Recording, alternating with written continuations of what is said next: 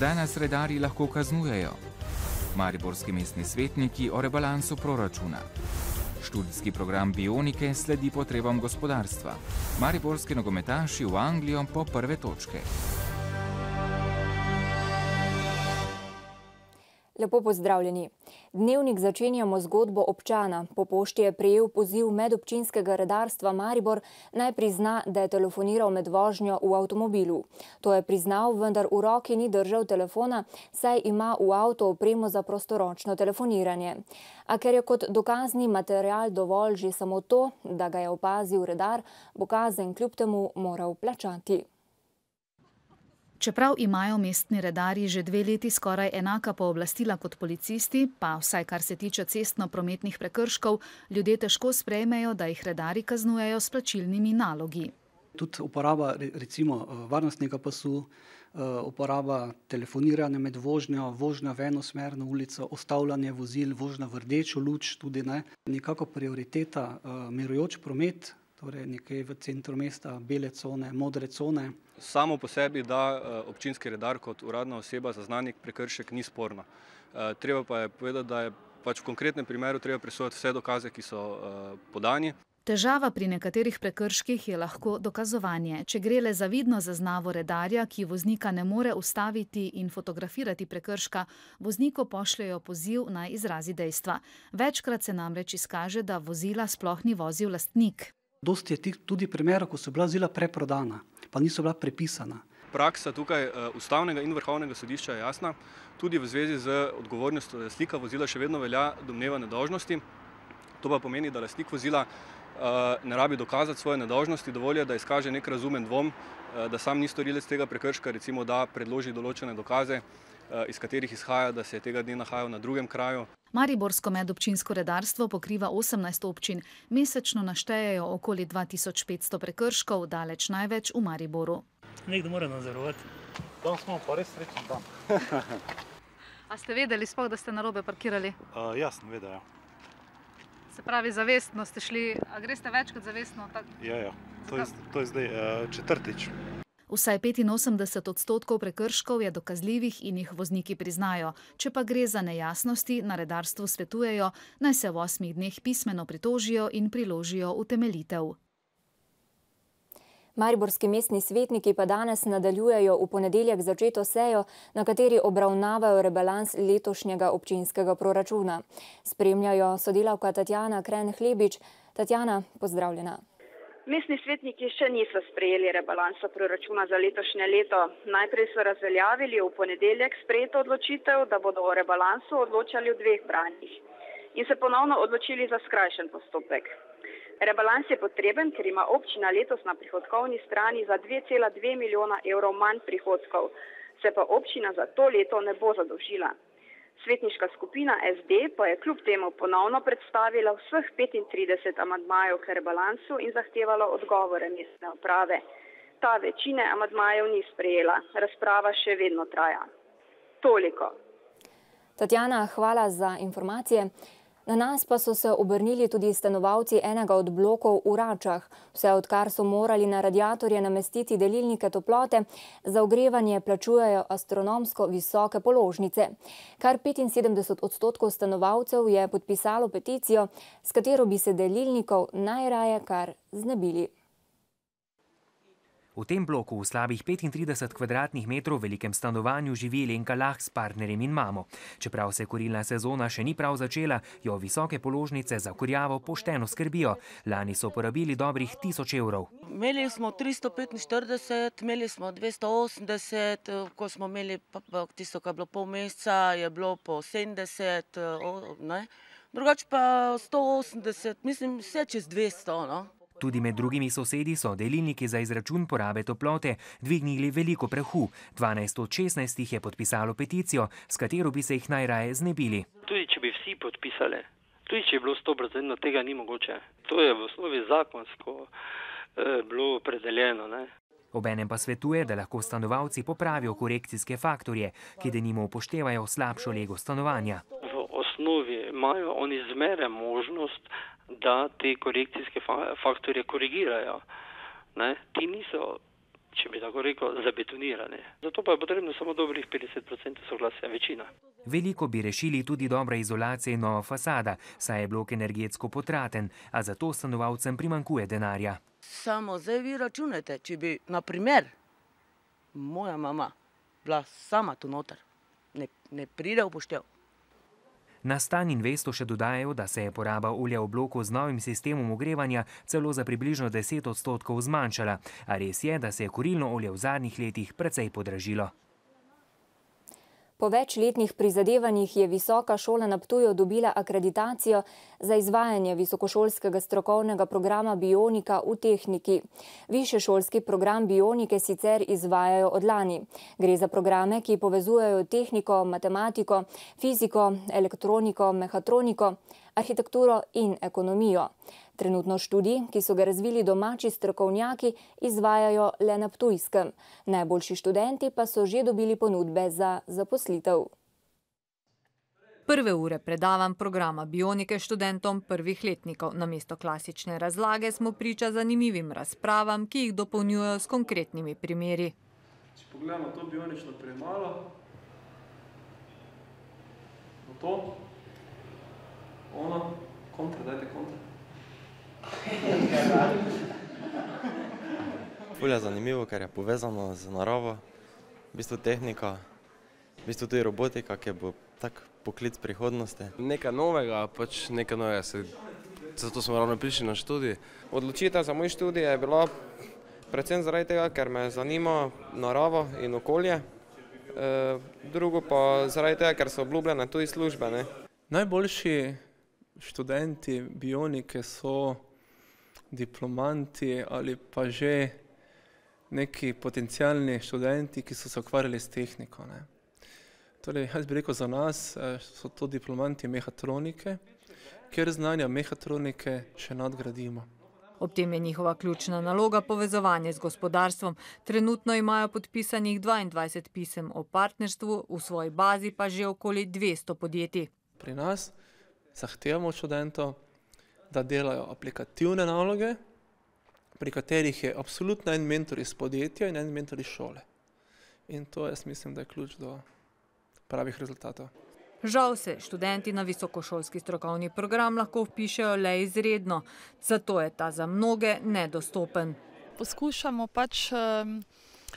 preko lokalne skupnosti, preko podjetij nekako vzbuditi to družbeno odgovornost, da vendarle na Ptuju in v širšem okolju prisluhnejo našim željam in pomagajo sofinancirati ta študij. In tako prisluhniti željam tistih, ki bi se radi dodatno izobraževali ob delu. Na Univerzitetnem rehabilitacijskem inštitutu Soča pa so danes v uporabo predali sobo za senzomotorično integracijo. Soba je pomembna pridobitev za otroke, saj se bo v njej izvajal terapevtski program za razvijanje občutkov o lastnem telesu in njegovem gibanju. Poglejmo še drugo domače dogajanje, ki napoveduje politično nestabilnost v državi. Ljubljanski župan in prvi predsednik Pozitivne Slovenije Zoran Janković je na današnji tiskovni konferenci sporočil, da bo podal soglasje k kandidaturi za predsednika Pozitivne Slovenije na bližajočem se kongresu stranke. Po njegovih besedah bo počakal odločitev članov stranke o podpori in jo tudi, kakršnakoli bo, sprejel. Ali se bo Janković za prvo mesto v stranki pomeril s premijejko in aktualno vodjo stranke Alenko Bratušek, še ni jasno. Soglasje k kandidaturi je sicer že podala, a bi bilo možno tudi, da bi se umaknila Jankoviću, kot je sprva napovedovala. Poslanska skupina SDS je včeraj zvečer vložila interpelacijo o delu in odgovornosti finančnega ministra Uroša Šuferja, in sicer zaradi predloga za podelitev neomejenega državnega poroštva pri nadzorovani likvidaciji Probanke in Faktorbanke, ter predloga za razrešitev Andreja Širclja z mesta neizvršnega direktorja v tako imenovani slabi banki. V SDS-u tudi predlagajo, naj se predlog proračuna za prihodnji 2 leti umakne iz zakonodajnega postopka. Stranka za trajnostni razvoj Slovenije pa naj bi na Vrhovno državno tožilstvo podala kazensko ovadbo v povezavi z gradnjo 6. bloka termoelektrarne Šoštanj. Zaradi suma goljufije, zlorabe uradnega položaja, oškodovanja javnih sredstev in nevestnega dela v službi bodo ovadili nekdanja predsednika vlade Janeza Janšo in Boruta Pahorja, nekdanje ministre Andreja Vizjaka, Mateja Lahovnika, Zvonka Černača, Janeza Šušteršiča ter nekdanjega direktorja Teša Simona Tota. Današnji svetovni dan cerebralne paralize so zaznamovali tudi na Zvezi Sonček, saj so na široko odprli vrata svojih enot v Mariboru, Celju, Slovenj Gradcu in na Ptuju. Tako želijo širši javnosti predstaviti svoje dejavnosti in programe ter tudi bodočim uporabnikom pokazati, kako potekata delo in življenje pod njihovo streho. Nives Brešan obiskuje varstveno-delovni center že 19. leto, pravzaprav so zavodi njen drugi dom že vse od 6. leta. Rada izdeluje izdelke, ki jih potem prodajajo na stojnicah, po novem tudi v njihovi trgovini. Vesela sem, če kaj naredim, še bolj vesela sem pa, če se res naši izdelki prodajo. Ne s tem, da bi jaz se nekaj pomiljevala, da morajo stranke kupovati izdelke, zato ker smo pač mi invalidi, ampak zato, da res spoznajo, da znamo tudi mi nekaj narediti. Ob tem pa je Nives poudarila, da od okolice ne pričakujejo pomilovanja.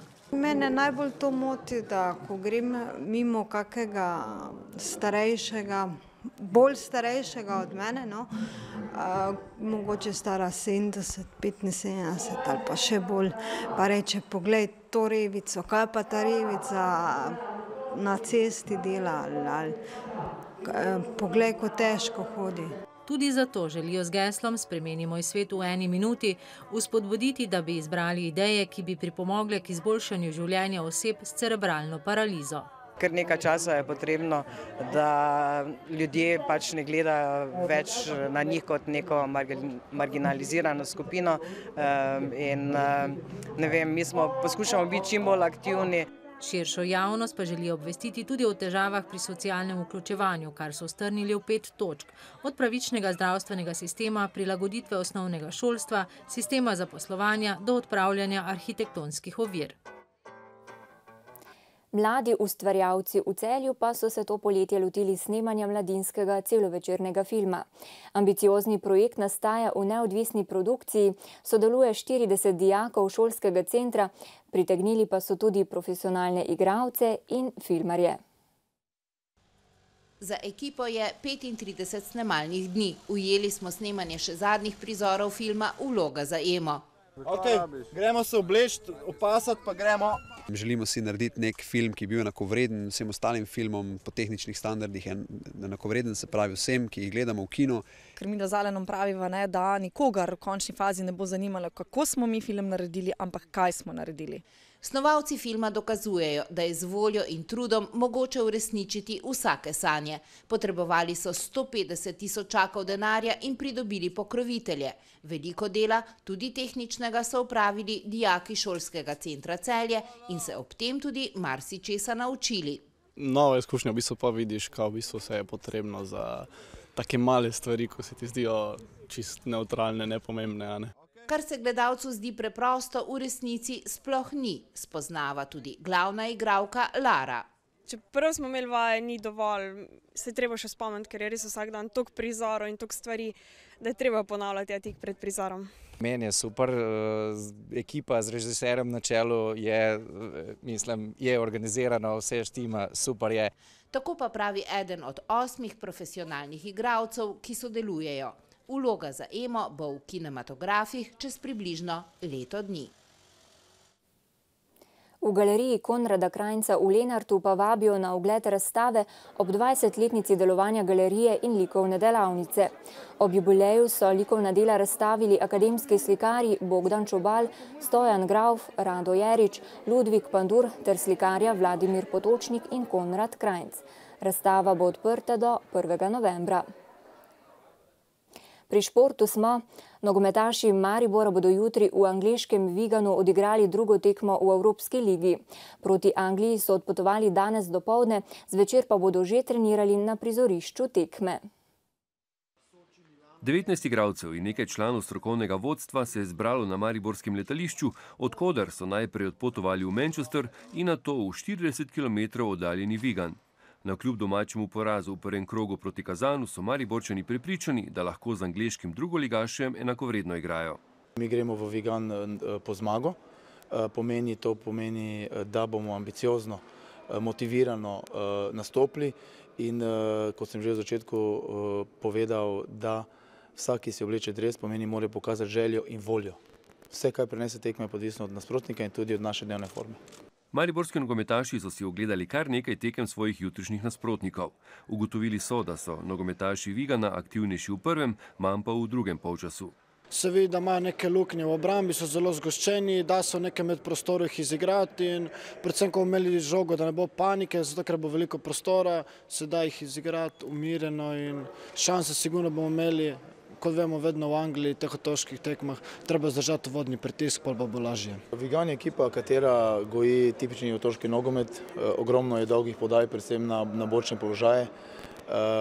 Pregledali smo kar nekaj število tekem, dobili dobre informacije o njih, približno vemo, kako bojo postavljene igrali.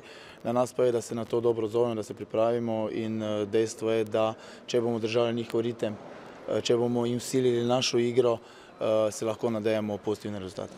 Nov trener Maribora je že skoraj da dokončno sestavil enesterico. Ima še nekaj dilem, tako da se bo za začetno postavo dokončno odločil jutri. Tekmo bodo pričeli 5 minut po 21. uri. Za obe ekipi je ena najpomembnejših v ligaškem delu Evropske lige, saj bo tista, ki bo zmagala, naredila predsejšnji korak proti napredovanju v naslednji del tekmovanja. Še novice iz tujine. Vatikanski tiskovni predstavnik je danes za Radio Vatikan zanikal poročanje medijev o finančni pomoči Vatikanske banke mariborski nadškofiji. Mediji so namreč poročali, da naj bi banka do konca leta namenila 40 milijonov evrov brezobrestnega posojila za poravnavo dolga, ki je nastal ob finančnem zlomu družb Zvon 1 in 2.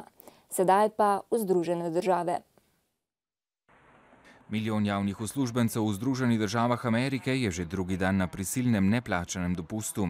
Kot smo poročali, je vlada zelo omejila dejavnosti svojih ustanov, potem ko se republikancem in demokratom v kongresu ni uspelo dogovoriti o novem proračunu. Predmet spora je zdravstvena reforma, ki jo demokrati nočejo odložiti, republikanci pa zato niso podprli financiranja državnih služb. Blokada Združene države vsak dan stane $300 milijonov, za zdaj pa si nihče ne upa napovedati, koliko časa bo trajala. Rusko tožilstvo je proti 5 članom okoljevarstvene organizacije Greenpeace vložilo obtožnico zaradi poskusa ugrabitve naftne ploščadi.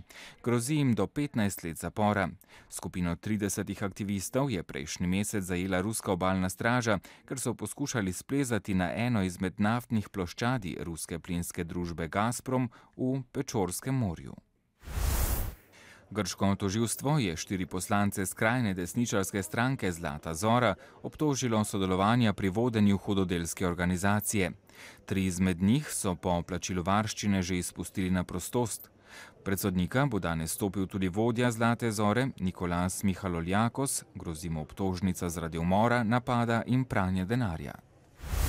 Italijanski premijer Enrico Letta bo danes v parlamentu preveril podporo svoji vladi. Vprašanje o zaupnici bo najprej zastavil v senatu, nato pa še v poslanski zbornici. Slišati je, da bi lahko Silviju Berlusconiju hrbet obrnilo do 40 senatorjev njegovega Ljudstva svobode, ki naj bi razmišljali o ustanovitvi lastne politične skupine. Budimpeškim brezdomcem se obetajo še težji časi zaradi zakona, ki ga je sinoči potrdil madžarski parlament. Po njem bodo lahko mestne četrti prepovedale brezdomcem zadrževanje in gibanje na javnih površinah. Kot so utemeljili predlagatelji zakona, želijo s tem ohraniti javni mir, zdravje in kulturni vtis okolja. Zakonu nasprotujejo organizacije za človekove pravice. Konzervativna vlada pa ga opravičuje z dovolj prostora v zavetiščih, v katerih pa so nevzdržne bivanjske razmere. Japonski proizvajalci riževega vina, imenovanega sake, so se lotili zanimivega načina pospeševanja prodaje svojih izdelkov. Tujim turistom na vseh večjih japonskih letališčih ponujajo brezplačne pokušnje priljubljene alkoholne pijače iz riža. Vse do konca marca bodo lahko potniki, ki bodo pristali na Japonskem, na samem terminalu pokusili 15 vrst riževega vina 6 proizvajalcev. In kaj nam napovedujejo vremenoslovci? Jutri bo pretežno jasno, zjutraj in dopoldne bo ponekod po nižinah megla ali nizka oblačnost. Na Primorskem bo še pihala šibka burja. V petek bo precej jasno, jutro bo zelo hladno, v zatišnih legah bo možna slana. V soboto se bo oblačnost od jugozahoda povečala. Popoldne bo predvsem v zahodni in južni Sloveniji rahlo deževalo. Spoštovani, to je bil današnji dnevnik. Vabljeni tudi k ogledu večernih novic ob 20. Nasvidenje.